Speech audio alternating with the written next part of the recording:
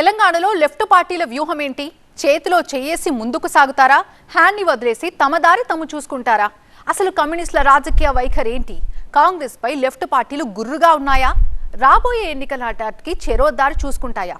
దీనిపై తెలంగాణ రాజకీయ వర్గాల్లో ఏం చర్చ జరుగుతోంది?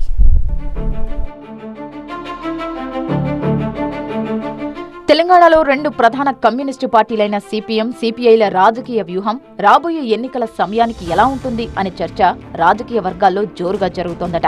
గత అసెంబ్లీ ఎన్నికల్లో కాంగ్రెస్ తో పొత్తు పెట్టుకుని సిపిఐ పోటీ చేసింది. సిపిఎం మాత్రం ఒంటరిగానే ఎన్నికల బరిలో దిగింది. ఇక కాంగ్రెస్ తో పొత్తు పెట్టుకున్న సిపిఐ కొత్తగూడెం అసెంబ్లీ నియోజకవర్గంలో పోటీ చేసి గెలిచింది. సిపిఐ రాష్ట్ర కార్యదర్శిగా ఉన్న కూనంనేని సాంబశివరావు ఎమ్మెల్యేగా విజయం సాధించారు. ఆ తర్వాత ఒప్పందంలో భాగంగా సిపిఐ నేత నెల్లికంటి సత్యంకు ఎమ్మెల్సీ పదవి ఇచ్చింది కాంగ్రెస్. అయితే ఈ మధ్యకాలంలో కాంగ్రెస్ కు సిపిఐకి మధ్య గ్యాప్ వచ్చినట్లు రాజకీయ వర్గాల్లో టాక్ వినిపిస్తోందట. కొద్ది రోజులుగా ప్రభుత్వానికి వ్యతిరేకంగా సిపిఐ ఎమ్మెల్యే కూనంనేని సాంబశివరావు గళం విప్పుతున్నారు. రెండు పార్టీలకు మధ్య గ్యాప్ రావడం వల్లే ఆయన ఇలా మాట్లాడుతున్నారా అనే చర్చకు తెరలేచిందట. దీంతో రాబోయే ఎన్నికల్లో సిపిఐ కాంగ్రెస్ల మధ్య పొత్తు ఉంటుందా అనే సందిగ్ధత నెలకొందని సమాచారం.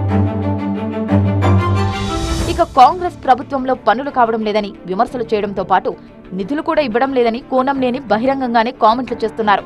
ఆ మధ్య జరిగిన మున్సిపల్ ఎన్నికలు కాంగ్రెస్ సిపిఐ మధ్య గ్యాప్ పెంచినట్లు రాజకీయ వర్గాల్లో ప్రచారం జరుగుతోంది.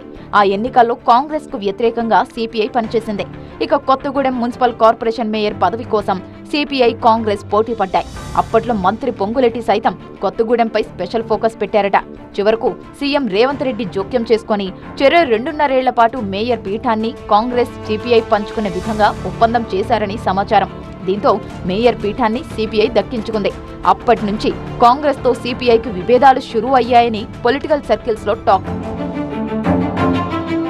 ఇక మరో ప్రధాన వామపక్ష పార్టీ అయిన సిపిఎం కు కూడా కాంగ్రెస్ పార్టీతో గ్యాప్ ఉన్నట్లు తెలుస్తోంది. గత అసెంబ్లీ ఎన్నికల్లో సిపిఎం ఒంటరిగా పోటీ చేసినా లోక్సభ ఎన్నికల్లో భువనగిరి మినహా మిగిలిన స్థానాల్లో కాంగ్రెస్ కు మద్దతిచ్చింది. ఆ తర్వాత సిపిఎం నేతలు చాలా సందర్భాల్లో సీఎం రేవంత్ రెడ్డిని కలిసి పలు సమస్యలపై ఆయనతో మాట్లాడారు. సిపిఎం తమకు మిత్రపక్షమని సీఎం రేవంత్, టీపీసీసీ చీఫ్ మహేష్ కుమార్ గౌడ్ చాలాసార్లు చెప్పారు. అయితే ఈ మధ్య జరిగిన కేరళ ఎన్నికల సందర్భంగా కాంగ్రెస్ కు సిపిఎం కు మధ్య గ్యాప్ వచ్చిందని రాజకీయ వర్గాల్లో టాక్. కేరళలో ఎన్నికల ప్రచారానికి వెళ్లిన రేవంత్ అక్కడి సిపిఎం దిగ్గజం మాజీ సీఎం పినరయ్ విజయన్ టార్గెట్ గా విమర్శలు గుప్పించారు. ఇక కాంగ్రెస్ అగ్రనేత రాహుల్ గాంధీ కూడా సిపిఎంపై విమర్శలు గుప్పించారు. సిపిఎం, బీజేపీ ఒక్కటేనని ఆరోపించారు. దీంతో కాంగ్రెస్ పై సిపిఎం తీవ్ర స్థాయిలో మండిపడుతోంది. అసలు జాతీయ స్థాయిలో మీ వైఖరేంటో చెప్పాలని ఏఐసీసీ అధ్యక్షుడు మల్లికార్జున ఖర్గేకు సిపిఎం జాతీయ ప్రధాన కార్యదర్శి ఎంఏ బేబీ లేఖ రాశారు. అప్పటి నుంచి తెలంగాణలోనూ కాంగ్రెస్ కు సిపిఎం దూరంగా ఉంటూ వస్తోందట. దీంతో రాబోయే ఎన్నికల్లో కాంగ్రెస్ తో సిపిఎం పొత్తు పెట్టుకోవడం అనుమానమే అంటున్నాయి రాజకీయ వర్గాలు.